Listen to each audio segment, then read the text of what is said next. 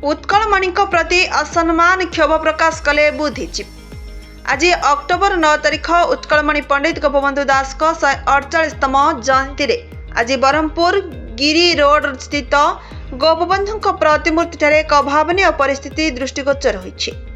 आज स्थानीय अग्रणी सांस्कृतिक अनुष्ठान पूज्य पूजा समिति पक्षरु गोपबंधु प्रतिमूर्ति को पानी रे धोई सफासुतरा करने सह उक्त स्थल को झाड़ू मारी सफा करुवा दृष्टिगोचर होइतिला। परे उत्कलमणि पंडित गोपबंधु दास प्रतिमूर्ति यथा मर्यादार सह माल्यार्पण करा जाई स्मृतिचरण अनुष्ठित होइतिला। गोपबंधु जने महान देशभक्त, शिक्षाविद, समाज संस्कारक, कवि एवं सांबादिक थिले। तांकर विचारधारा मुख्यतः राष्ट्रीयता, शिक्षा, मानवतावाद एवं समाज सेवा उपरे पर्यवेसित थिला।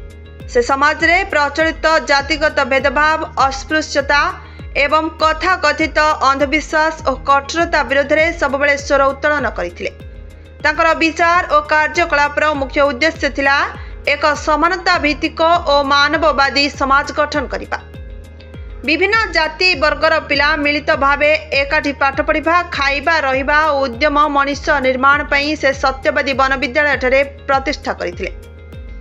समानता, भाईचारा और मानवता प्रति तांकर उद्यम चिरस्मरणीय होई रहिछि।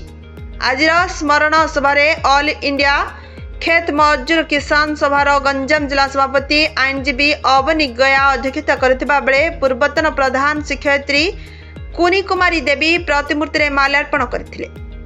शिक्षक संगठनर नेता श्याम सुंदर खड़ंगा, मानव अधिकार सुरक्षा मंचर सभापति गगन चंद्र मल्लिक, समाजसेवी वृंदावन खटेई, विजय चंद्र बिसई, सुरेंद्र नाथ पंडा, एस सांब शिवा राव, सुभाष चंद्र पात्र, सुरेश चंद्र त्रिपाठी प्रमुख कार्यक्रम में सहयोग करथिले।